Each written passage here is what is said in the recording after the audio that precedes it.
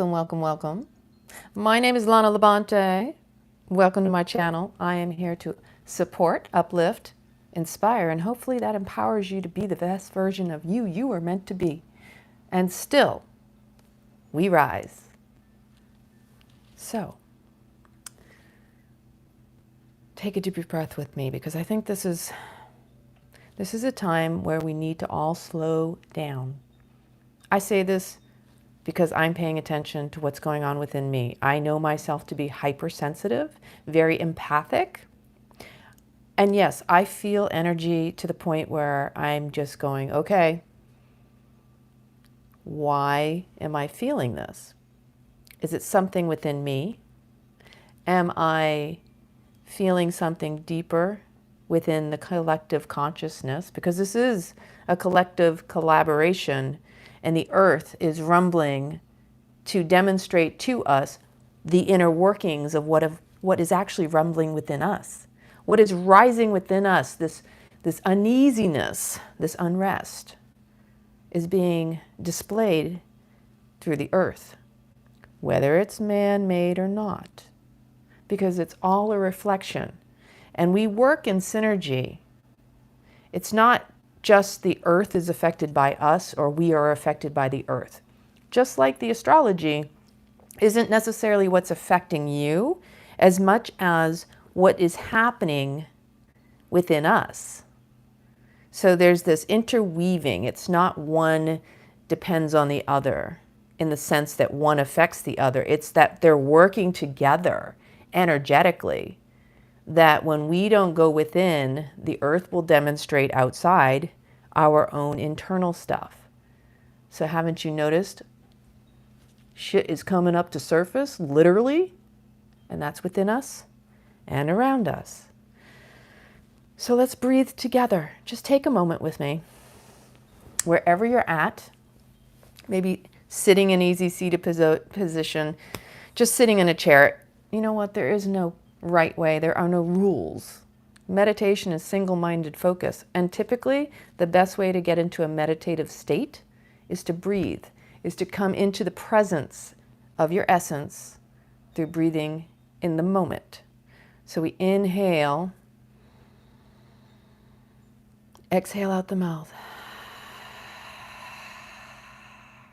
Inhale through the nose. Exhale out the mouth. And you can sigh with that too, because you know what? That can clear some stagnation in itself. Like really feel like the weight washing off your shoulders on every exhalation. Inhale. Feel the exhalation. Just letting go. Inhaling, expanding, feeding all of your pores, your cells, your organs. And then exhaling. Wow, how powerful we are. Keep going, keep breathing. Because essentially what happens, you may notice some lightheadedness as you clear some stagnation, as you move energy. Things start to churn. And the sound of your own hum, vibration, sound is also healing for you. So you can hum it out, you can sigh it out, you can scream it out. As long as you're in a safe space and you feel that you can do that, do it. These are different tools that you can use to shift and shake out whatever it is that's rumbling from within you. Again, inhale.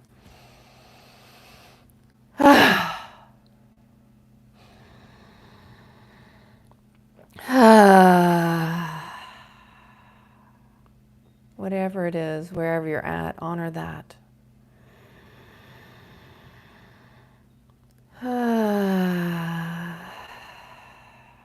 Let that sigh, let that exhale be a elation, like expanding, but it's a release.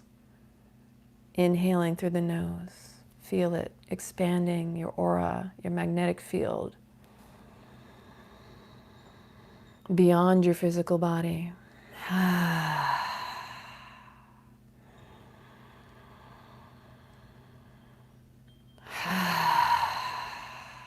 In order to feel your essence, you need to be in your presence. And the breath will always bring you back to the now, in the moment. And notice when the mind starts to hijack you and you start to judge and go, oh, wait a minute, something's this, that, and the other. Bring it back to following the breath as it enters in through the nose, goes down the throat, expands down deep into the pelvic floor, the belly expands and the chest rises. And then on the exhale, just feel that release, the letting go. And notice if something's stuck, where you're feeling it. So right now for myself, for example, I'm feeling it a little here in this area. Because sometimes what we're doing, and what I like to do when that happens, there's a couple things. I will tap my thymus. I know that's going to affect that, and the other thing is I'll tilt my head back to open up the throat, to open up the passageway so that the breath can go in even deeper and more direct. So you can do this with me and inhale through the mouth this time.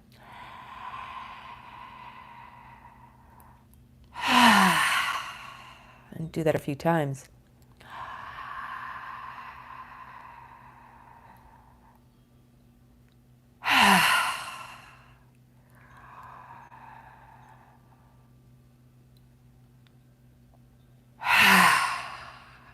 Again.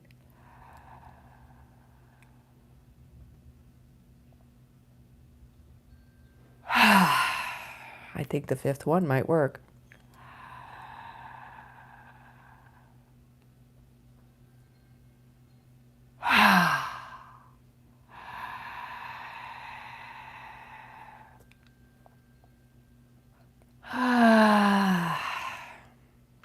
And you do that until you feel the blockage release.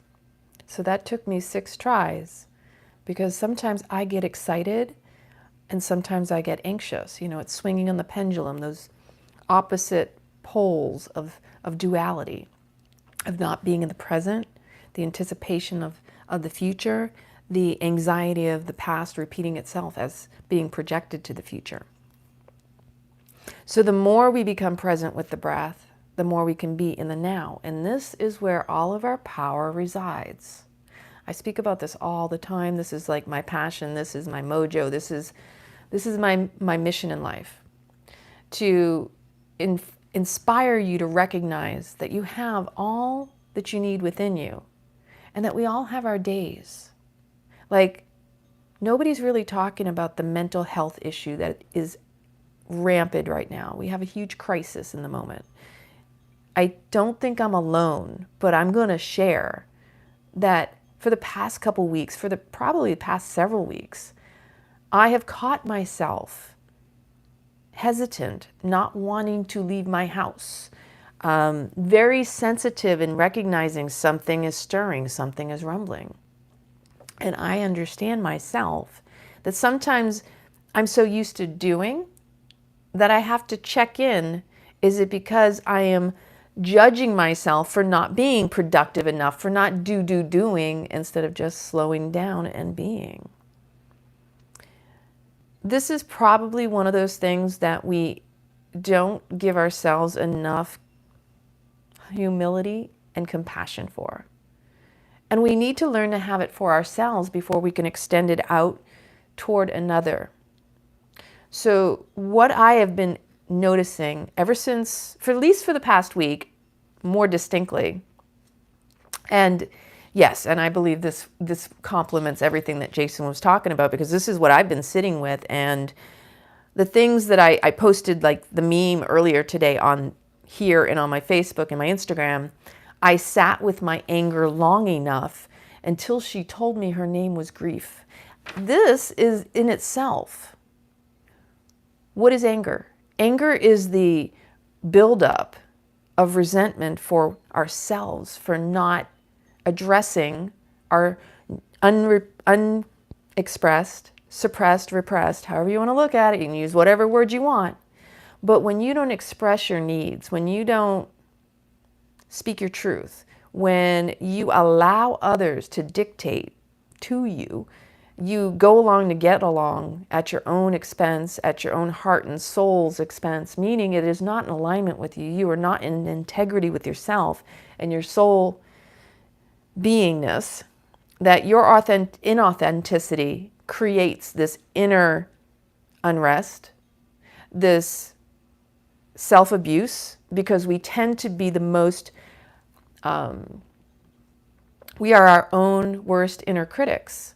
We tend to beat ourselves up and then we take it out and project it out onto others. And the reason this happens is because we're in a cult of personalities, a culture that has conditioned and programmed us all to think that we need to be productive. We're constantly seeking to prove ourselves, the born of original sin. So, we have to be, do, go, chronic stress. And most people's nervous systems are so taxed and wiped out. Their wires are fried, because this is what the nervous system is in relation to computers. It's your motherboard. It is your circuitry.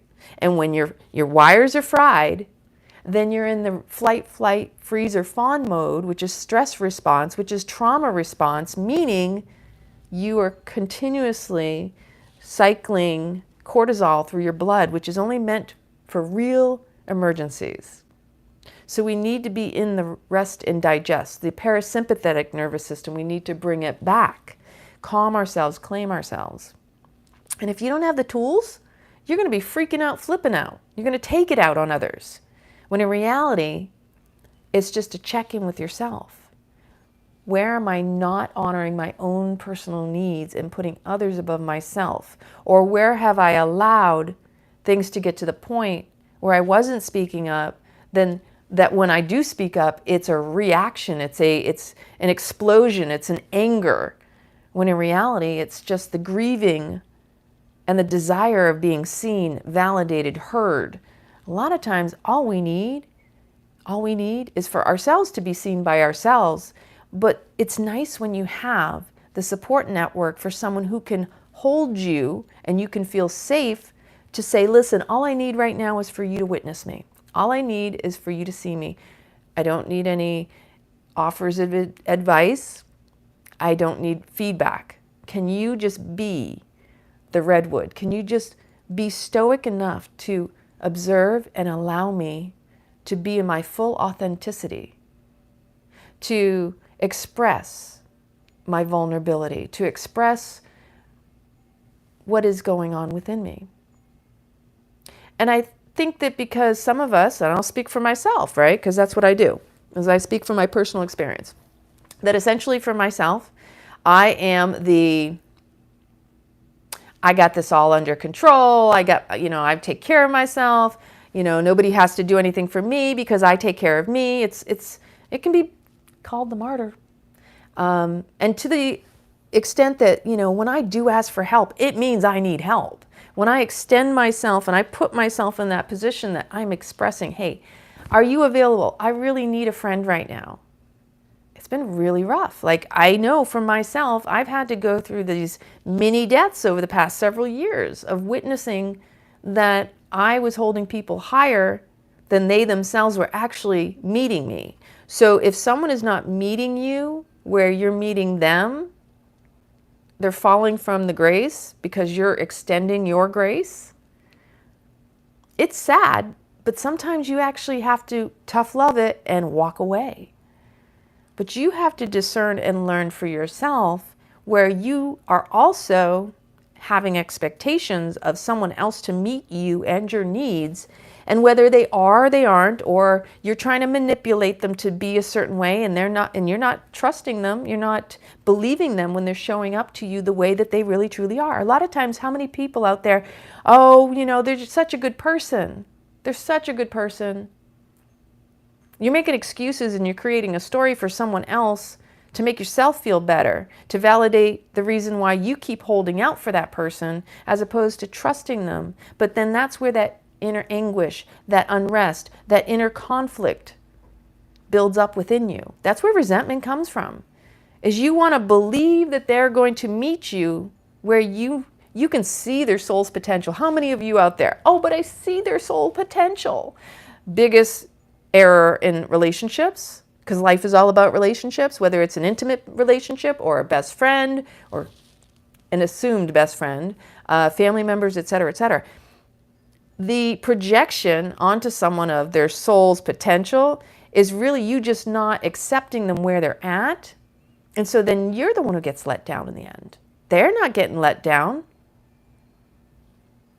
And you're not communicating it, because 9 times out of 10, the drop in communication is the biggest problem we have. You're not expressing your needs. You're not asking for what you need.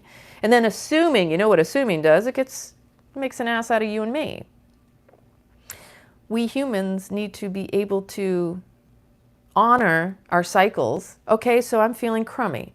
I'm feeling, withdrawn. I don't want to go out in public. I'm normally at the gym. I feel like why am I not feeling motivated to do the things I want to do that I normally usually feel excited to do? And so I sat with it and realized, wow, we've had a lot of rumbling, and I'm really feeling this deep grief within the collective, especially with what's been going on around the world, where the earth is literally shaking our shit up. The earth is demonstrating to us what is going on below the surface of our own beings, and not really acknowledging that we have deep grief within us. We have unresolved, unmet needs that we keep overshadowing. And so the earth will speak to us in the way that it's been speaking to us. Cracks in the earth's crust. Some of it is, I'm sure, manipulated. But either way, it affects us and we affect it. And so we need to have an inner overstanding of ourselves first. What is coming up for us? What is rumbling from within us that the earth is really shaking it up? Because where we're at right now with all the technology freaking out, people are like, oh my gosh, what's going to happen? Can you be humble enough to sit back and not go into the fear mode? It's really easy to go into that space of, what if? Oh my gosh, this is going to happen. Like the stories, there we go again, the mind hijacking you, the 𝐕𝐤𝐻𝐿. You get sucked in to the stories that aren't even real or true. Why? Here's the main problem. Overwhelm. How many of you out there say you don't have a TV, but you got social media and you're all over content? I'm saying this because I do the same thing, so I know it. I can't spot it if I don't got it. How much content, how much information are you taking in that's got your mind ping-pong in all these different directions? So when we're feeling uneasy, what do? We seek out solutions. We seek out. Most of the times we don't seek in. So we seek out other people to validate and connect and maybe spark something within us. Hey, are you feeling this way? This is how I'm feeling. I mean, even if you're here on this video right now, if you're hearing what I'm saying, is this is resonating to the point where, obviously, if you're here, it's because it's here to spark something within you to go within. If you're feeling overwhelmed, if you're feeling uneasy, all this unsettled energy that's stirring is because it's unexpressed. It's feeling neglected. We need to attend to it. It's the inner child that's screaming, I don't feel good. I don't feel safe. Take a deep breath. Is this mine? If it is mine, what is it bringing to my awareness? What is the underlying fear? What is the underlying grief? What is this clinging? What's the cling on? That is happening to where it's actually sucking me down rather than rising me up. And there is nothing wrong with the deep rest, the going within. There is nothing wrong with honoring, you know what, I'm going to take it slow. I'm going to not be so hard on myself. Because we need to be more humble. We need to have more humility, more human understanding for our own being. That sometimes our human needs to rest. Slow it down. Maybe you need an extra hour of sleep. Maybe you need to take some time out. Journal. Write it down. See what comes up. Look at your life and go, what is ending? What is beginning? Because this is what's happening right now. These are the cycles and the grief, the endings, the beginnings. And we are coming upon springtime. So, you know, this is the time when everything has been in the death, right? We're in a rebirth, people. Spring is when you spring, right? When spring has sprung, everything comes back to life. But how much do we recognize where we're at in our cycles of life? Acknowledging we go through cycles as far as consciousness, where our consciousness increases. Our vitality is every 18 years. I think it's, our intelligence is every 11 years, and your consciousness is every 7 years, according to the Kundalini Yoga tradition. So we're constantly cycling, and there's other cycles within those cycles. And then there's cluster cycles. You know, people talk about midlife crisis and all these things, and it's real. If you're not attending to your inner needs, if you're not attending to what is erupting, then it could end up being like a Vesuvius blowout. You could have a complete full-on volcanic eruption versus little tremors that you can establish, a little grounding, a little like tune in, okay, what's this energy moving? And then channeling that energy, because whatever's coming up is vying for your attention. Because inattention to these needs, to these inner conflicts, creates more conflict. The moment you give it attention, you give it witness, hey, you know what? I just noticed, I'm so sorry. I'm sorry you're feeling this way. I did this the other day again because I've been recognized. I'm like, I am so sorry you were sad. I'm sorry that you're going through these griefs, these mini deaths and cycles of life. Like, I actually had a moment last night where I had a peaceful letting go of something that I'd been holding on to. And I didn't even recognize that I still, because we do this, you know, it's hard, it's challenging, I can't let go. We label somebody as a bad person as if they've done something to us, when in reality, that's just our resentment. It's an expression of our inability to let go. When you keep calling out people by names, oh, that person's toxic, oh, that person this, you're projecting it. And in reality, you've got toxicity in you that you're spewing out on that other person. So if you can acknowledge when you're labeling, you're limiting, but you're also showing your own toxicity. Because when we are saying somebody else is the problem, we're also demonstrating where we are our own problem, where we are toxic ourselves. Oof. Woo, nobody wants to hear that. Nobody wants to see that we have toxicity that needs to be cleared out. So again, movement is medicine. And so it's real easy to, you know, sit and slump and stick on a Netflix or stick on a TV or something to numb out. But when you numb the pain, you numb the joy. And ultimately, we're here to feel it all. Feelings matter. Physical, emotional, mental, spiritual feelings. All of it matters because it's all part of the human existence. We're not here to deny it. And what you deny in yourself also becomes denied by others, and vice versa. So when we, you know, have you ever had something where you wanted someone to hear you, you wanted them to understand you, but in reality, they weren't willing to see it? Why do we seek out another to understand or to see us, other than the fact that we ourselves aren't seeing it for ourselves? So what we deny in ourselves will be denied by another.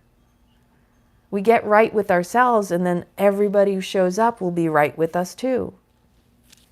But it is a conscious act of self-love, of deep inner reflection, of being kind to ourselves first. So there's a lot of overstimulation. You know, if I spend all my day on YouTube and I watch a ton of content, that can exhaust me. Because I'm consuming. And what you consume, it can end up consuming you. And this is real in itself. So Where attention goes, energy flows.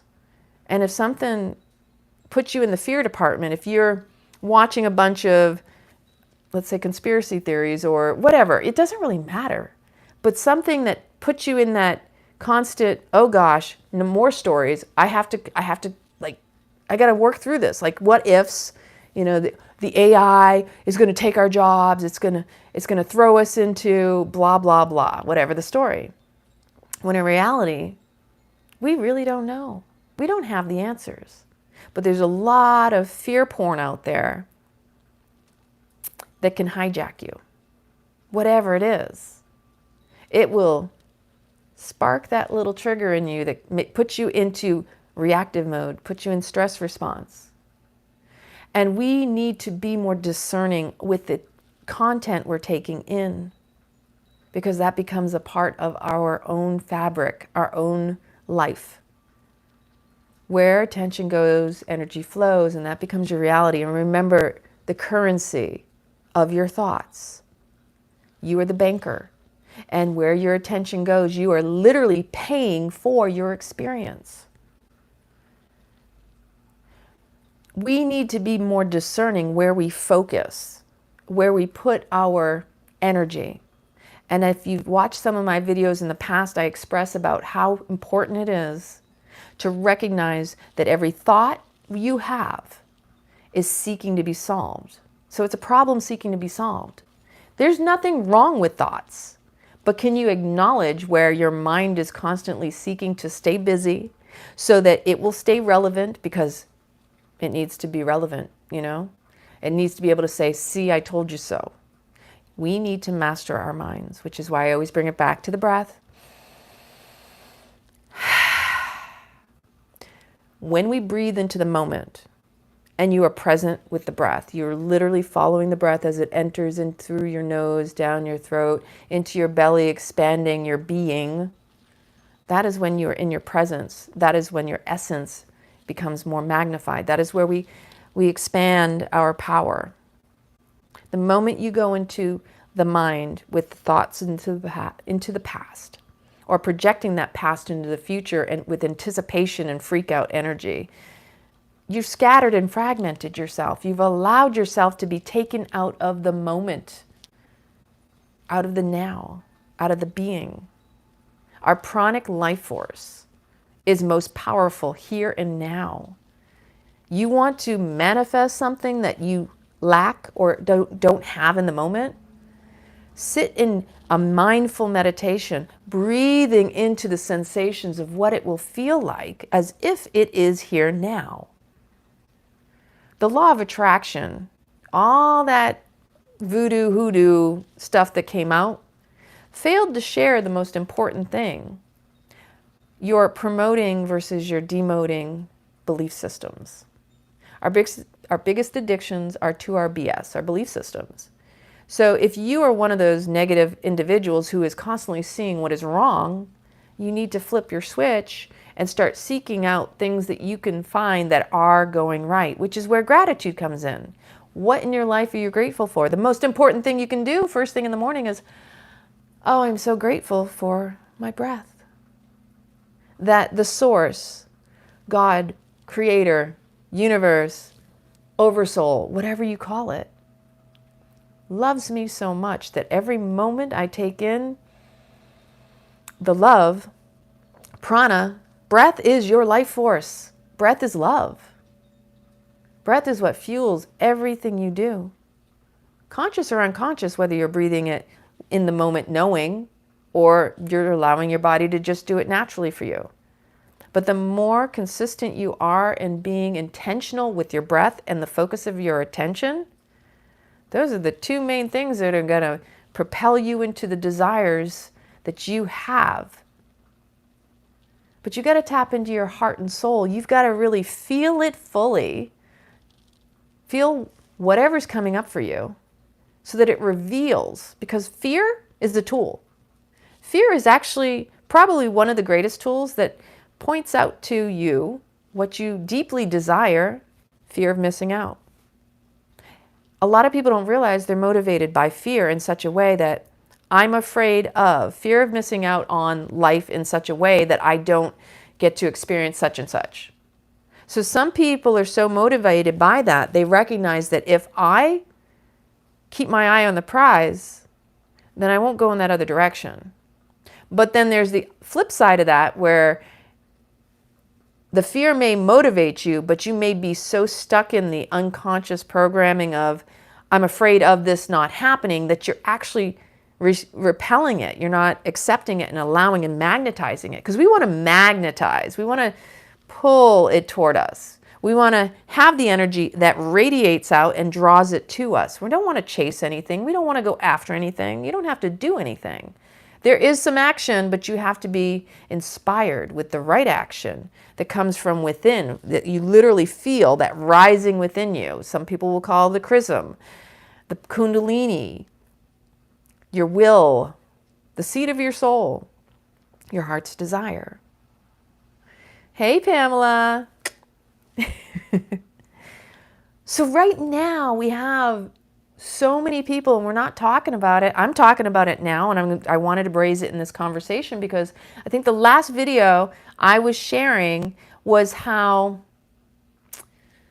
the last video when I did a live, I was sharing how I have struggled with depression. And on the one hand, there was a period in my life where I thought I wanted to end my life. But then I sat with it and I realized it wasn't that I ever wanted to end my life. Is that I just wanted to be seen, acknowledged, that I felt neglected in some ways in my childhood, that I didn't get certain forms of attention that would have fostered and encouraged me to be better in life in certain ways. And so as a coping mechanism and my survival skills kicked in, I would start to try to take care of others because of how I wanted to be taken care of. How many of you can actually relate to that? So we become a people pleaser and we compromise taking care of ourselves by being the peacekeeper with everyone around us. And I have a Libra rising, so I'm all about keeping that, everybody being happy. And part of that was sometimes from my own discomfort with others being uncomfortable.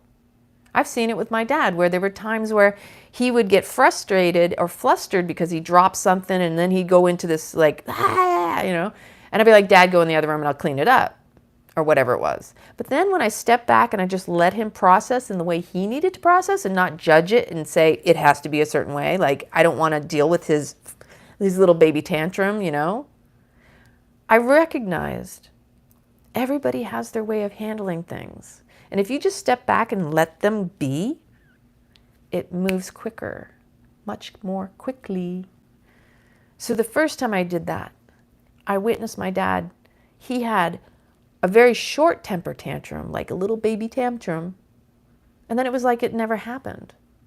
Because just like dogs with the nervous system, they shake it off. Animals, you ever notice they have like a fall or something and then they get up and they just shake it off? That's their nervous system resetting themselves. They reset their nervous system by shaking it off. And we humans can do the same thing. That's why I teach Kundalini yoga, yoga nidra, sound baths. All these different breath works can do the same thing too. Tension release in your body. A lot of times you don't realize how much tension you're holding until you tense it all up and then relax it all out.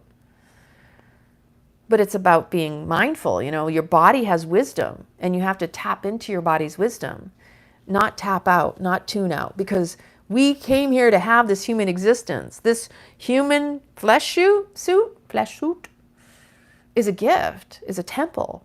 We should honor it, treasure it, build it up, keep it stronger. You have an injury, you should come back 100%, 200% even stronger. Not be told, oh, you'll never be able to run again. Oh, you should never do this again. Oh, you're weak because of this. Call bunk on that. I'm sorry. I never want to be handicapped in such a way that somebody has labeled me and I'm debilitated and I'll never be able to do something again. In fact, I'm that one who'll go, watch me. But I go back to where we're at as a collective right now with the earthquakes and the rumblings and the stuff that's stirring up within us. How many of you have been feeling the heaviness? It wasn't just this full moon, although that was pretty pivotal, but it's the constant seeing of unjustness in the world, seeing people not being held accountable where you know you'd be held accountable. Think about that. How many of us watch what's going on the world stage? It really is theater. Please don't get too caught up in it, because in reality, it doesn't affect your normal everyday life. But I do understand from the perspective of how long do we let so-called leaders of this so-called world get away with things that we would be put in jail for, held accountable. We are the ones punished. And they continue to go through doing it over and over again, you know, rules for me, but not for thee. It's unbelievable, but it affects us because we see how the unjust system preys upon those of us who have been conditioned to be righteous, to follow the rules and go along to get along at their own expense. And that right there is stirring up the resentment that a lot of people aren't going to tap into and go, I'm really pissed off because I keep seeing this shit and nobody's being held accountable. At what point are we going to speak up? So think about that. Like, it's very disheartening to see people treated on a pedestal, and then you feel like, but I would never be treated that way. And look at my life in comparison to that bullshit. And how come they get away with it? It's no different than a child. I mean, this is really bringing up child trauma. You know, how many of you when you were younger watched other people get away with things as a child, the bully or, you know? And then, hey, hi Mish. How many of us have watched the bullying and been like, what the fuck? Excuse my French. Oui, oui, le petit mort, you know? Like, I'm over it, right? And so that's what it's stirring in a lot of us, is that we don't feel validated. We don't feel justified. We don't feel we're relevant or even worthy. And yes, exactly. The more you unplug, the better it gets. But because there's so much going on in the collective, even if you're not tuning into the news, northeast, west, south, the junk, something's still being stirred up within you. And it could be, you know, the buildup of a lot of anger is, again, thank you so much. I appreciate you, Mish. So much of what we resent is toward ourselves. It's not toward others. It's the, why am I not doing that? Why am I not doing more? Why am I not living my dream? There's a lot of whys. What am I doing to hold myself back? Why? And that takes a lot of sitting with. Like, what's at the root of our own pain and suffering? Why don't we feel worthy to be seen, to be heard? We're all valid. We're all special. We're all deserving of so much more. When we use the word elites, it should be for ourselves. We are the elites. We are the ones here to bring this world into a very, a higher vibration. But it won't happen if all we do is focus on the lower stuff and the stuff that isn't working, or the stuff around the world that is erupting, if we don't address what within us is erupting. So again, so if you're noticing yourself being withdrawn, you know, the deep breaths, depression, the need to go deep within and honor the rest, slow it down. Sit down with a journal, sit down with some paper, some pen, just really write it out, and just in conscious inquiry. Where are you feeling it in your body? What feels stifled? What feels stagnant? What feels stuck? Describe it with color, describe it with sensation. Memories will pop up too. What does this invoke in you? What does it remind you of? What desires do you feel are unexpressed and you are desiring to continue to feel? Like, what is it in your life that hasn't happened that you want? And the unplug, yes, it's a neutrality. You can be aware of things, but not attached to them. And sometimes it's better not to be aware. Because if you're hypersensitive, a lot of times when you're aware, it ends up hijacking you in other ways. But you have to be discerning in yourself and understand, am I too sensitive for this? Can I be exposed to it? Because I was sharing with a friend earlier about how there are times when I notice my sensitivity to where if I go into, I do this. I'm like, what is the pulse of the collective today, right? This is how I start my day. Whew, it already feels heavy now. I haven't even walked out the door. I'm like, am I grounded? Can I be neutral? Can I be exposed to it without allowing it to take me out of my peace? Because you cannot hold for another what you can't hold for yourself. And if I expose myself to something I'm unable to hold for myself, then that can disrupt my nervous system. And that's exactly why I think sometimes this rumbling is coming up for us to realize I need to be with myself and not expose myself to situations that are going to throw me off my balance, let's say.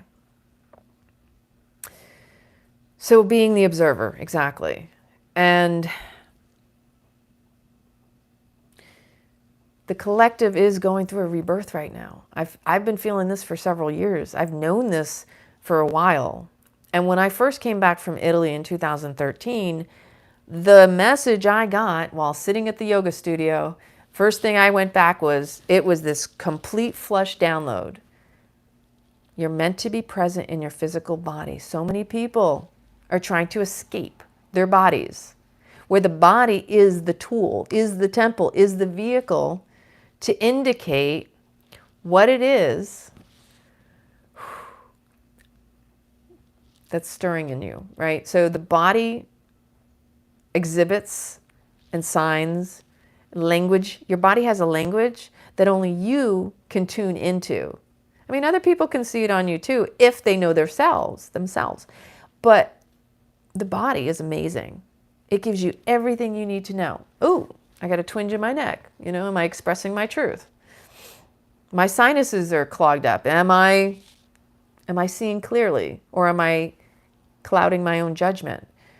When you reach for a food, are you in a particular mood? Are you looking to soothe the mood through the food? And then in such, it ends up reinforcing the mood. We have to be mindful of our actions if we're doing things intentionally or habitually. It's really easy to stay in old habits and routines, isn't it? Because you're so good at them, you've been doing them for so long. And so even during this time where maybe we're being challenged, maybe we have to change our routines. And that in itself is like, uh-oh, wait a minute. My nervous system's saying, hey, I'm not sure if I'm ready for that yet. Do it anyway, right? Because it takes 21 to 30 days or something like that just to create a new habit and routine. And the only way to do it is to just put yourself in it. And our routines are just a small and a mini death a lot of times. But unless it's really is because like you end a relationship, you end a job. And I know a lot of you out there have gone through some serious hey, I know I'm riding the wave. The other day, people reach out to me like, how you doing? I'm like, I'm just riding the wave. Because the emotions are doing that. We are 70% water, so we are responding to the energy that's in motion. And there has been a lot of watery stuff going on. We are in the year of the water rabbit, yin water rabbit. Like, didn't anybody notice that when the Chinese New Year came in, it was like, pff, hit the ground running, but it's like all sorts of like watery fluidity. And like, especially if you don't know how to surf the waves, you could drown in your stuff. So that's another way to look at it as well. The rabbit, the hare, it's quick, right? So change is coming through quick. And that was the message I got for this year is it's going to be a lot of like trust and discernment. And I've heard several times recently, I was listening to something earlier today about, I listened to Journey to Truth? They do a lot of alien disclosure and people who've been abducted and stuff.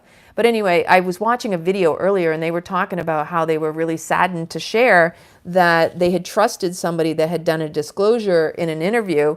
And by that disclosure, they found out that person had a history that they had to take down all the content. And they expressed, you know, we didn't know because we didn't do the diligence in doing a background check and such. So this person had a shady past.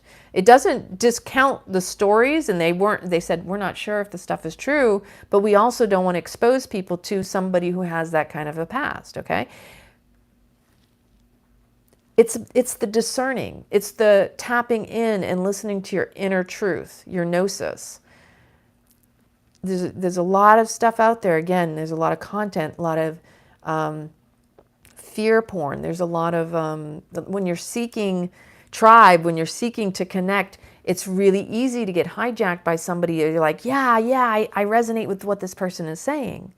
But just be discerning and recognize sometimes there's good in there and sometimes there's maybe not something that resonates. And don't attach to anything. Just be like the witness, the observer. I'm not poo-pooing on anybody's content. I want you to recognize whether or not it's something that you feel within you or your mind just wants to latch onto something. We have to tap into our body's wisdom as our truth indicator. Kinesiology, people. So, great book, Power versus Force.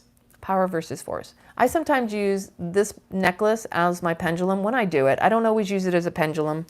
I will literally tap into my body's wisdom and ask, does this feel and resonate with me? Does my being feel it? Or does something feel a little off? I have been sitting with a lot of different things that have been coming down the pipeline, and where in some cases I might have been less trusting. Exactly, your heart will always lead you in the right direction. It's not the heart that gets in the way, it's the head that leads you astray. Its truth is in your being. And and this is why I titled this the way I did, emotions signal an internal conflict between the mind and the body. The body demonstrates discomfort because there is a dissing of the truth in the body by the mind. And so it manifests as a physical reaction to the mind. So any dis-ease in our body originated because of the mind. The gut is the enteric nervous system, okay? So that is where your nervous system comes into play. And that wandering, you know, the vagus nerve, that's all intrinsic in that enteric nervous system. So, you know, it's a lot less spoken about, but it's one of my favorite things to discuss. In fact, I'm working on my workshop that I have done in the past, which is a body awareness workshop that I will be doing on a Zoom. And I will be keeping everyone informed of that because I've been trying to consolidate and figure out, okay, I'm not teaching at the yoga studio anymore. I have my own space in the back that I'm in the middle of renovating. And I want to be able to provide that space for people to really tap into their body's wisdom. Because to me, that is the gift. That is what we have, is that we have this right here, and it gives us everything we need to know. The body is your truth indicator. The mind is the one that you need to tame. And it's through the breath. It's through the being present. I mean, hey, we all go through it. I'm so glad you all interested. I will totally keep you posted on it. When you feel discomfort in the body, it's just signaling, so it's a tattletale. It really is. And when I learned this, I was like, wow, you know, I'm going to tell you, I've been healing my body. And I don't want to say the word healing because if y'all know, you've been listening to me, healing indicates that something wasn't right in your body. But in reality, we're just reclaiming and reframing. We have to reclaim and reframe the words we choose because we're casting the spells. So we're not broken. We don't need to be fixed. The healing is just the reclaiming of our being. And truly, when we tune in and tune out the externals, everything we need is within us. The mind wants to protect you. It's the primal, and there's nothing wrong with it. We're not here to abolish or or kill the ego. I want to get away from all this negative Nancy stuff, you know, and then, sorry, Nancy. But you know what I mean? All these ideas that, oh, we have to kill this, or we have to abolish that, or we have to reject that. Do you want to be rejected? Do you want to be killed? So why would we even place those kinds of spells on a part of ourselves? Yeah. I use my body for ease. How about that? Get rid of the don't, get rid of the dis. I use my body for ease. My mom years ago wrote on a piece of paper, don't look where you don't want to go. It was back when the stickies first came out, right? She crossed out the don't. Look where you want to go.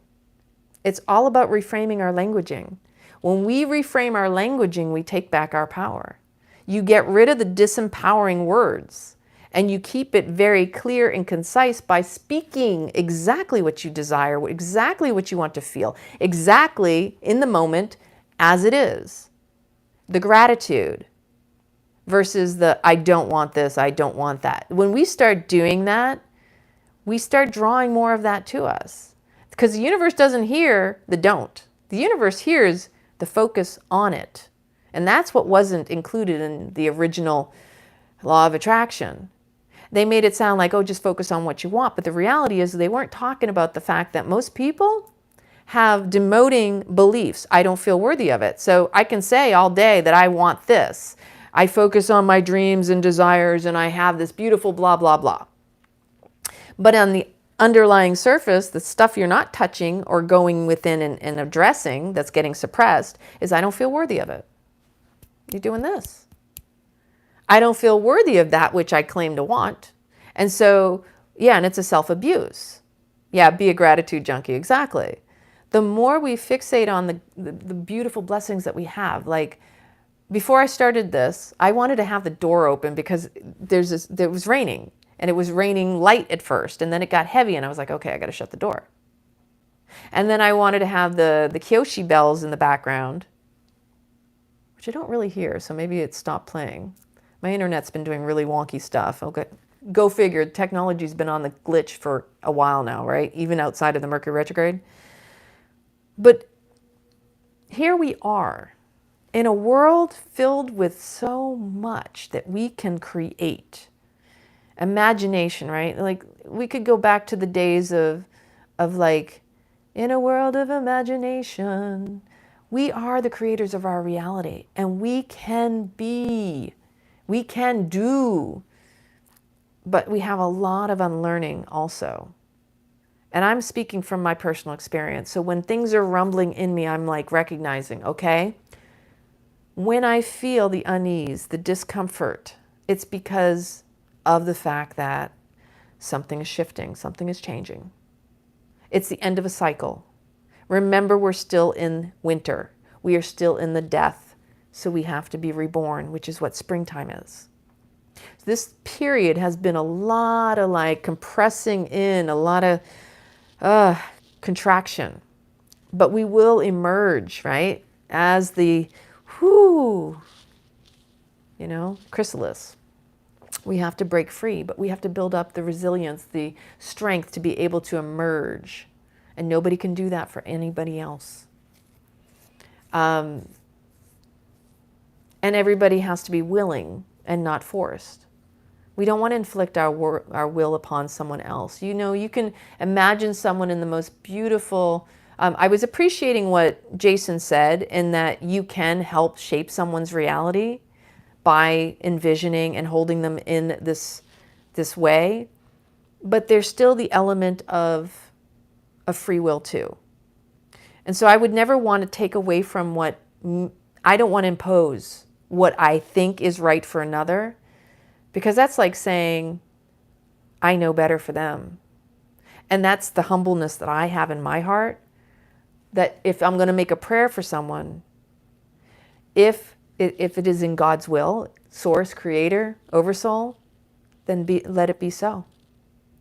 If that person truly desires, deliver that to them.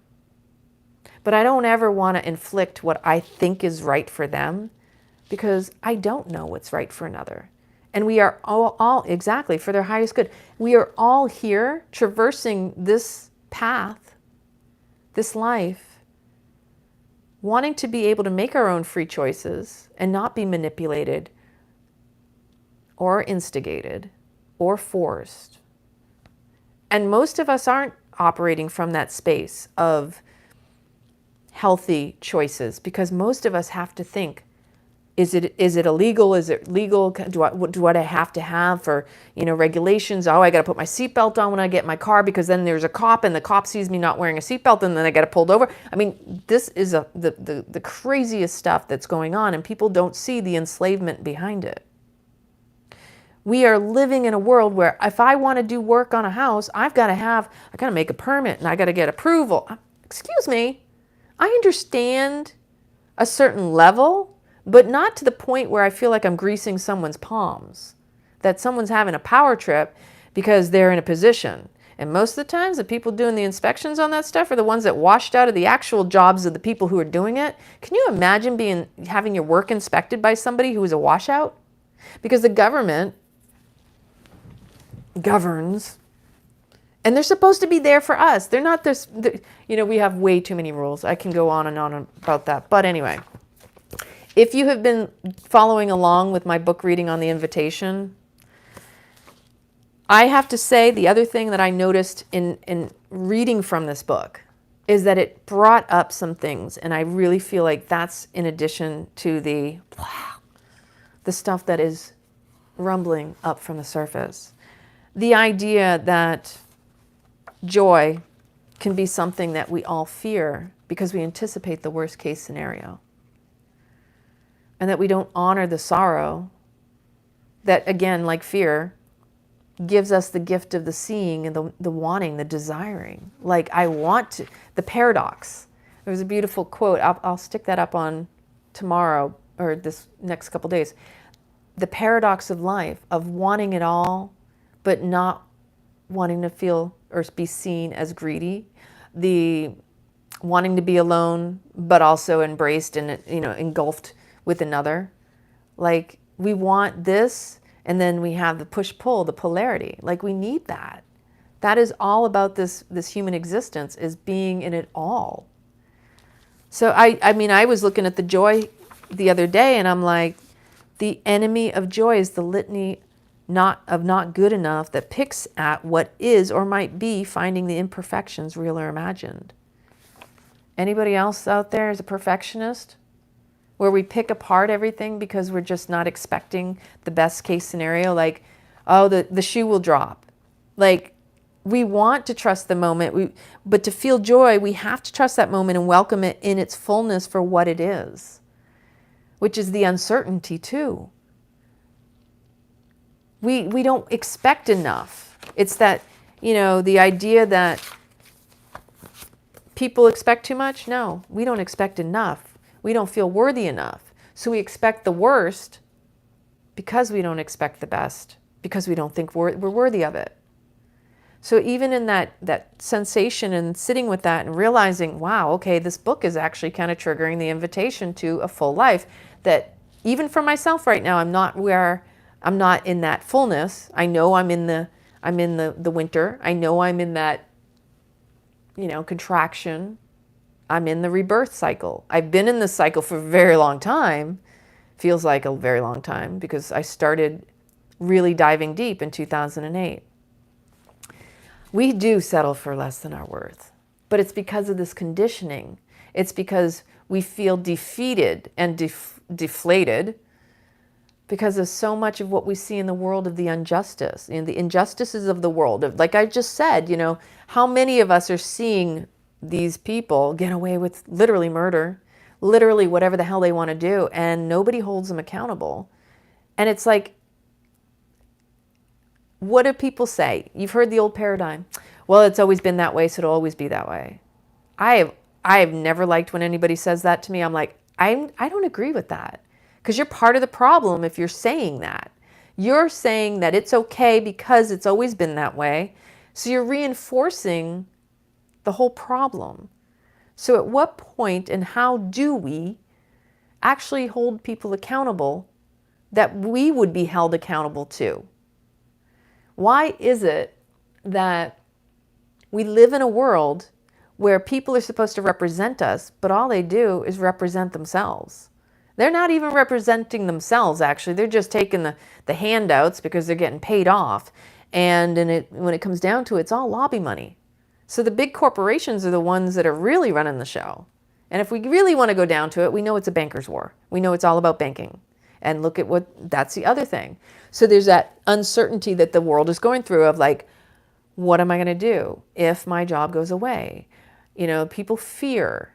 People are in survival mode, making it paycheck to paycheck and worried about where's the next, bill going to come, and am I going to be able to afford it? Am I going to lose my house, lose my car, lose my job, lose my lovers, my kids, this, that, and the other. Like, what if there's not enough for me?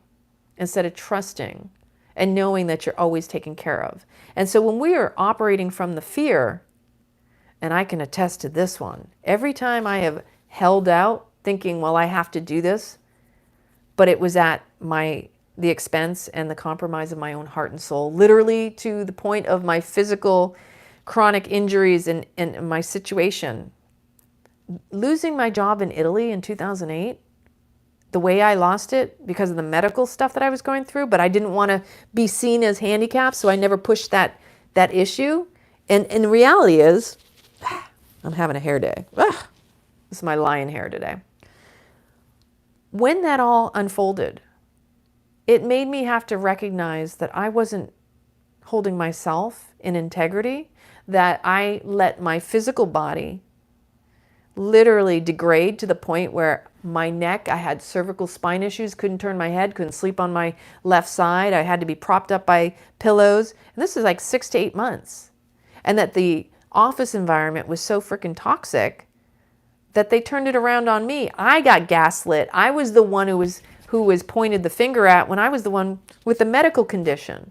I was the one over there struggling with Raynaud's and chronic, like my fingers were numb. My whole left side was, my muscles started to atrophy. I had nerve pain down my left side. It hurt to turn my head. I had to go to the acupuncturist 10 times to be able to turn my head. I had to drive to work. I was driving in a Mini Cooper on cobblestone roads, and every sensation, vibration in my body ached. But yet I was the cause of hate and discontent between the military and the government and the contractors. And the reality is I was actually speaking up, not just for myself, but others too. And my company wanted me gone because I was a whistleblower. That's what it really boiled down to.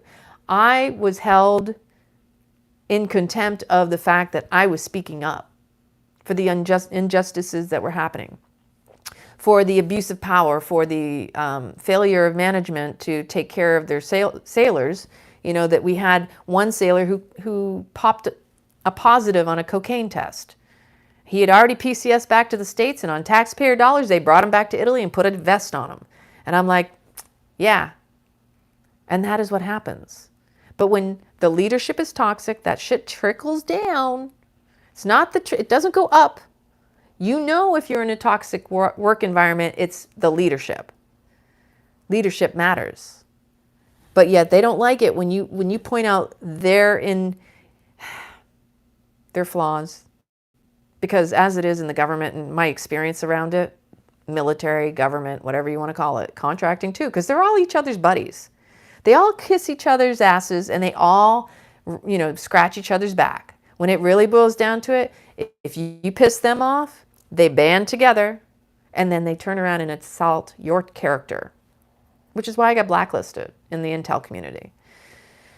Despite the fact that I had such a good reputation, it didn't take long for those people to try to make me look like the bad guy because their shit got called out. So it is what it is. But you know what? It taught me a lot of lessons. It taught me that I shouldn't compromise my own health just because, and I didn't know I could have been on disability. I could have been on short-term, long-term. I was paying for it, literally. Physically, I was paying for it, but I didn't know I had it available to me because nobody suggested it. And I was in the mindset of survival, the mindset that I have to work to take care of myself. So I learned that lesson the hard way. So losing your job sometimes is actually the biggest blessing because that job And that's how I see the universe was protecting me. And I told my mom at the time, I said, you know, God knew I was holding out, hoping to get another job so that I could just get out of that situation.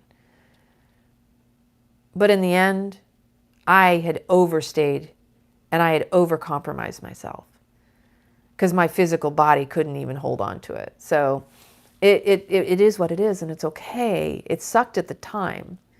It sucked because I couldn't find justice. Nobody wanted to back me. Nobody wanted to support me. My company abandoned me in a foreign country. But at the same time, it was like, I got to come home and work on all this stuff and to trace back so much of self-worth and value and recognizing my own demoting and promoting belief systems that were doing this. Because then I dove right into the personal development world. In 2008, I did Date with Destiny with Anthony Robbins.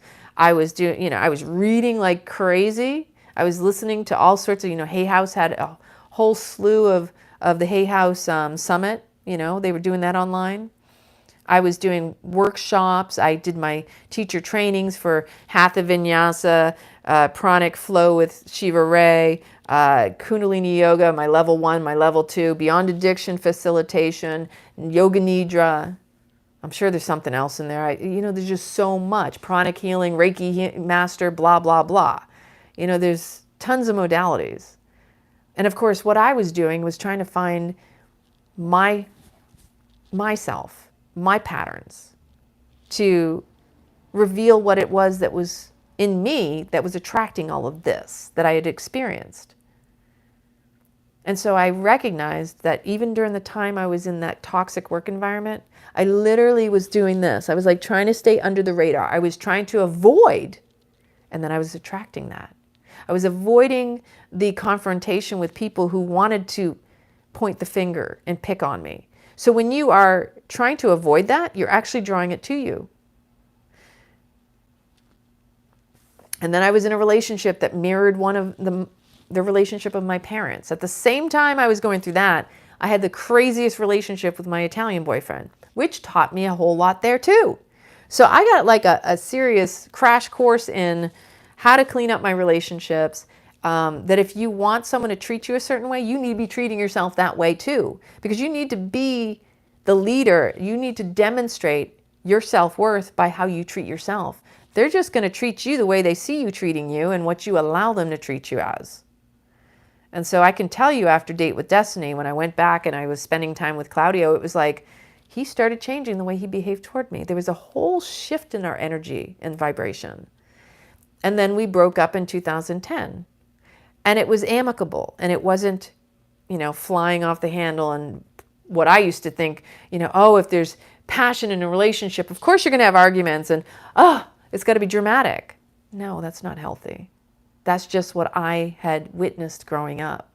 And that was a story I had taken on. So I started living it, and it wasn't my story.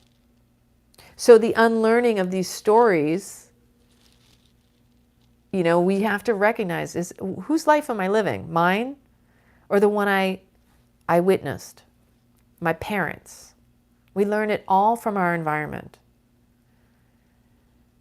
The big one this past year was reminding myself that I don't have to be the peacekeeper, that I don't have to like everybody just because. I can love you. I don't have to like you. I can like you and love you. I can even not like you or love you. But it's going to be neutral technically. For me, I'm not going to waste my energy or my time. Yeah, Hollywood films, there's another one. You know, the white picket fence syndrome, Cinderella, the Prince Charming is going to come and save the day, when in reality, they didn't actually continue the story around, you know, there is no Prince Charming going to save you, and what happened after they, you know, hooked up, and come on. Such craziness. And we all want to believe in the happily ever after, but until we're happily inside ourselves, there will be no ever after. It really is the inside job. We radiate and emit our energy. So whatever you're emitting, you're attracting. And you should be 100% accountable and responsible for your energy, the energy you bring to the room, the energy you bring to the situation, the table, the relationship, whatever it is you're walking into. Be the empowered person. Don't be the disempowered person. Oh, this one did it to me. I did that a lot in my life. I would be the whole martyr. Oh, it's not my fault. But then at what point was I manipulating to try to get my own needs met? And so that's humbling. Am I trying, we have to always ask ourselves, am I doing this to get something? Or am I just doing it because I feel inspired to do it? Am I here to be the best version of myself? Or am I trying to get some needs met through another? So my notes from my earlier meditation and things that I was sitting with today. And I said this earlier, and it's also in the comments. Oh, I'm so glad you made this live too. I sat with my anger long enough until she told me her real name was grief. Honor the grief, people. We've all been through the ringer. We didn't lose anything. Okay, first off, grief does imply we had an attachment. It implies that there's a loss of the attachment, but we never lose anything. The reality is grief is showing us that, and this is what I love to say because I think it's really important to honor the cycles of life, that when you go all in for love, when you are so devoted to living fully, as this book is speaking to, that you want to feel and express everything that is coming up. Honoring the grief is also honoring the joy, honoring the love, the full-on, I want to love so fully that it devastates me when it's over. Because it never, everything has an expiration in the cycles. And then they change and they're reborn and we go through different waves, right?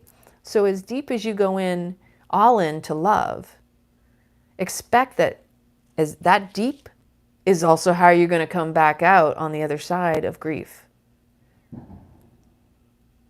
I don't know if that was a breaker. I've heard thunder and lightning out, but my lights just flickered, so hopefully we're okay. So you have to honor that and just recognize that's the duality. This is the polarity of life, that you will be served up on a silver platter. The reward of your love, your deep desire, your willingness to dive in and give your heart and soul to rip it open, it will be ripped open. And so for that, you are rewarded the grief, the longing. And in reality, that needs to be celebrated too. So as those cycles come through, remind yourself that what has passed is also potentially going to come back in another way that you need to honor. The grief side, but then it will come back and you'll have another experience just like it. Because what goes up must come down. We rise, we fall. We expand, we contract. It's just cycles. And if we honor those cycles, then life becomes richer, fuller, more creative. And that's what we're really here for. I know people talk about this is a training, a battlefield. This is a, we're here to learn all these special lessons and to upgrade it, blah, blah, blah. What if we're just here for the experience? Although I do believe there's an upgrade in consciousness and source happening. And I dare say that there is an integration with AI, but not the way people are fearing. Because I do believe there's an essence. I can speak on this more later. I've just really been sitting with this one. Because we are the architects of our lives. We are the architects of this existence. That we created all of this for ourselves to experience. Because we are all of the same source. And I know it's very challenging for people to believe that the dark and the light are of the same cloth, the same fabric, but their duality. It's just showing the imbalance within ourselves. And that God loves it all. That, yeah, architect, exactly. There's layers to this. There are deep layers. But we have to stop over analyzing it, because then we end up with analysis paralysis, and I'm one of those too, because I've been there, done that, jumped down the rabbit hole and gone like, oh my God, when does it end? Can I just go back to, you know, whatever? Like, can we go back about, I don't know, 20 years? When the shifting and the craziness just got out of control and we're all wondering, wait a minute, are we in the same reality? Or did we shift? Are we in a totally different time warp? I don't know. What we suppress, our body will express, and it comes out in our behaviors. Yeah. You can't hide the unconscious subconscious driver. It becomes magnified as a result of the denial and repression of it. What you deny will be denied you. So if you don't own your shit will own you. Literally, it becomes the driver. So the more you deny the stuff that is really rumbling in you, and you're like, I don't want to deal with that, you keep pushing it away, that's actually what's driving you. And you know, like I say, your ish will show. It literally is monkeys throwing shit at each other, trying to get their unmet childhood needs, you know. I want this, you know. We're all going through it. I also like to point out, there's all this talk about food and diet, and that's another divisive tactic out there, one of the many, that what is wrong with the original diet that we were having? Things changed when processed food came out on the market, which was during most of our childhoods. And our emotions are actually what affect our internal pH poison.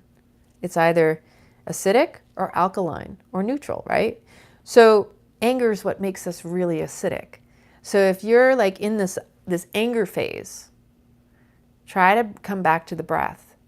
Heal it fully. I have some great breathing exercises here. One of the best ones is the fists of fire, of anger, fist of anger. That one will clear out because you need to like really process the breath, and that will reset your nervous system as well. We all got something in there. We just got to stir it up and shake it up and shift it out, because energy is meant to stay in motion. And if we don't allow the energy to move, that's how things get stuck, and then the rumbling occurs.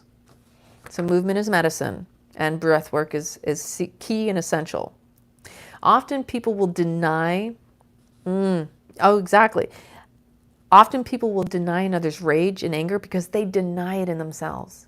So if you're trying to express yourself to somebody and you're not understanding why they can't get you, like you're like, why can't you get this? Haven't you? I know I've done it where you're like trying to convince the person, why don't you see me? Why don't you hear me? And you're trying to express and explain, and they're not getting it because they're not willing to. They don't want to. They're denying your anger, and sometimes people shut down because your anger frightens them, but it's also frightening because it shows where they suppress their own anger. So a lot of times if you express your anger, they shut down because they don't feel validated in expressing theirs, so they won't validate yours. So what you express could be what they suppress, and their inability to see you is why there's that conflict. But again, it starts with you. You have to be willing to see and honor your own anger within and not project it out and get mad at somebody for not seeing it. That in itself is its own healing. The rage is the result of built up internal conflicts that you didn't address in the past because you just let it build up. How many times has somebody done something to you and you just allowed it, and then one day you just blow up at them and they're like, what's your problem? It's because you weren't honoring your sacredness, your boundaries. You weren't calling it out, saying this isn't appropriate. Whatever it is you did to yourself, you take it out on the other. But it was really that you allowed it. And that's a hard one for a lot of people because it's really easy in this victimhood consciousness that's been going on. You know, the validation of it's not your fault. We're all accountable. We're all adults here. We have to be very discerning and recognize where we're at in ourselves and honor it and stop suppressing it. So one of the things that I was sitting with this morning in my practice too was feeling the deep connection to the earth and this collective consciousness in connectedness. Many of us are feeling something rumbling from within as the earth is also exhibiting the rumbling. literally bringing it to the surface. But why aren't we speaking more on this? Why aren't we sharing with each other that, hey, I'm feeling withdrawn. I don't feel stable. Something is not right. It is okay. And in fact, that's what makes you human, the fact that you notice that. So if you are experiencing this disruption, remember the breakdown affords the breakthrough. And that was another thing that I also was recognizing in myself. Sometimes I had a glass break today. I had one of my windows break. It was the most bizarre thing. And I was like, oh, there we go again. Lana's breaking glass and I didn't even touch it. So this is what happens. When we experience a breakdown, there's eventually a breakthrough around the corner. And so broken glass to me, shattered realities, exposure, it also leads to rapid movement and change in my life. So I don't know about y'all, but that's like my full moon thing. And this was late as far as I'm concerned. So there's a huge mental health crisis that needs to be addressed because we're not all right. We're not all right. And that's okay. Because for us to recognize we're not all right, we can take the steps to be better. Because when we know better, we can do better. And we need to be all right with not being all right. You know, it's not about feeling good all the time. It's about being good at feeling. Again, when you numb the pain, you numb the joy. So we have to be here to express it, to feel it, to move it, embody it. Because there's message in the pain. That's there to be delivered to you. It's in our struggles that we find our gifts, and that's where it evolves our strengths. Our struggles become our strengths. Everything that I've learned has been the result of where I've broken down physically, emotionally, mentally, to build myself back up, to go in and go, okay, this isn't working. I need to find another way. The old way wasn't working. If it's not working, why are you still doing it? The definition of crazy is doing the same thing over and over again and expecting a different result, right? Don't place yourself in places that don't honor your sacredness and your grace, but also recognize where you are or are not bringing grace. Humbleness, humility.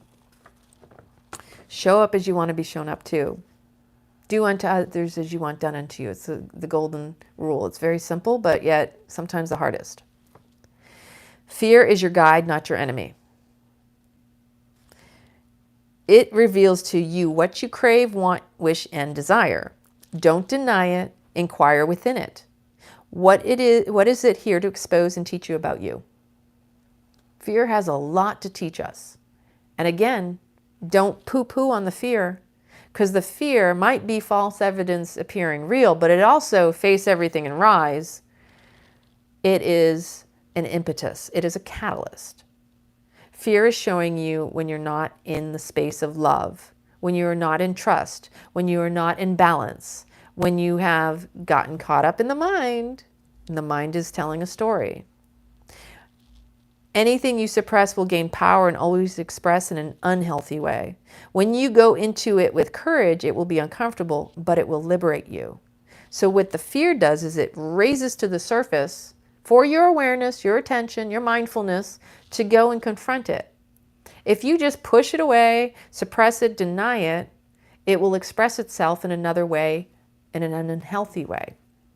Because again, it becomes the driver. And so what we don't attend to tends to take over us. So if you ignore it, then it becomes the unconscious driver. And again, like I said earlier, our shit shows. We may not think so. Oh, I can get away with, lying to myself, but yet it's showing. When I feel depression creeping in, can I be okay with it? Or do I judge myself for feeling? That's a big one right there. If I feel something inside that feels uncomfortable, can I sit with that? Can I honor that? Because when I don't, I'm denying my wholeness, my truth. And as a human, we're here to honor it all, to feel it all. We have to be better at feeling. It's okay if it doesn't feel good. That's the point. It's the judging of it that makes it the problem. It's our mind that creates the story around, well, I'm not supposed to feel this. So you deny it and you should on yourself. When you should on yourself, you break your own heart. You've judged yourself, and that literally is like a dagger in your own heart. We have to be more compassionate with ourselves because we won't be able to extend that out to others if we don't know how to do it for ourselves. So most of our own internal struggle is the avoidance, the denial, and repression of our natural expression. We're meant to feel it all. It's not when we deny, it's when we deny this in ourselves, we feel the conflict. That's the mind-body connection. The push and pull of not wanting to be with it, but sensing we are holding ourselves back by doing this and not truly understanding, and overstanding and knowing how to be with it. To process it in a healthy way. So a lot of us, we don't know how to process it. And that's why I go back to breath work. I've got a whole playlist of Kundalini yoga on there. I've got some yoga nidras in there.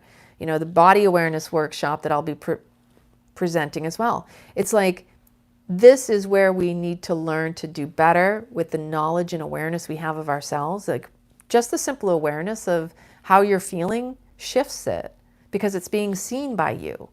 When you acknowledge it and you're present with it, you breathe with it, like, wow, thank you. And off it goes. It's amazing.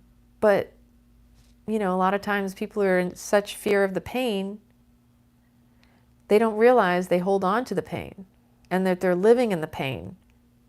But when you face the pain, you liberate it and it leaves. That not wanting it actually keeps it around. I know, because I've been feeling pain a lot of my life, physically especially. So this is the game of life. To be in the world, but not of it. To discern what is ours and what is not. To trust in the wisdom of our bodies. To trust our intuition and inner gnosis. To feel, because that's the human gift of existence and experience. Overwhelm in a world of overstimulation. Turn off the noise, because most of it is what's stealing your vital life force energy. Shut off the devices that are feeding on your vices and get out in nature. Move your body, shake it out, break cycles of the mundane, scream, cry, laugh, play, dance, and do something your younger self did for no other reason than to create. Feel the joy in the invitation to explore, to be more than where you've been shrinking down in silence. Silence is for reflection and deep retrospection, to go within and listen to the whispers of your heart and soul. But the noise around us can distract and hijack us in the overwhelm of too much. Duality only exists as an imbalance, two extremes of the whole. Polarity is push-pull, the magnetizing and repelling of energies that interact. It often shows up as conflict because of the paradoxes within this human existence. But we need the masculine and the feminine, the positive and the negative, the yin and the yang, the true and the false. Commit to your joy. And that also includes the pain, the grief, the sorrow. When you label or focus on what you assume and claim someone is doing to you, you're giving your energy and power away. You're disempowering yourself. That was all the stuff that I wrote down today. And that's just, there's other stuff percolating, but I'm telling you, it's okay that we're not okay, because that means something big is on the way. Oh, I like that. I love it when it rhymes like that. That's just how it channels through me. It's okay that we're not okay, because that just means something big is on the way. Truth be told, we don't get out of this alive in the physical form, but we do continue. We got nothing to lose, people. So what are we holding back from? I ask myself that regularly. What are we holding back from? I would like to think that we will come out of this ever more expanded, evolved, radiant, glowing, recognizing the benefit that we bring to one another and how we can support each other just by being ourselves. Because if you live from an inspired place, you can affect others in the most amazing ways. When you are true to you, you give others permission to do the same thing too. Okay. I think I'm complete. How are you feeling? I appreciate you for tuning in tonight. I am sorry if I have not been as present, but that's because I haven't been okay. And I'm okay with not being okay. But at the same time, I also honor and recognize depression, deep rest, is honoring the not okay. That sometimes it's that moment where you just go, you know, I feel better just because I know that's just part of the cycle. And that there's always a lesson. There's always something that comes out of it. That the contraction is where we, again, consolidate. That is the self-reflection and deep retrospection that allows and affords us to integrate. Because sometimes you're going through something in these cycles of grief and death, rebirth and all, that it has to be integrated. And then you come out the wiser. So always remember, if you do go through these cycles of depression, it really is an allowance for you to integrate and come out with wisdom. Like, that is the body wisdom. All right. Love you so much. Thank you, thank you, thank you. Mwah, mwah, mwah. Have an amazingly blessed night. From my heart to yours.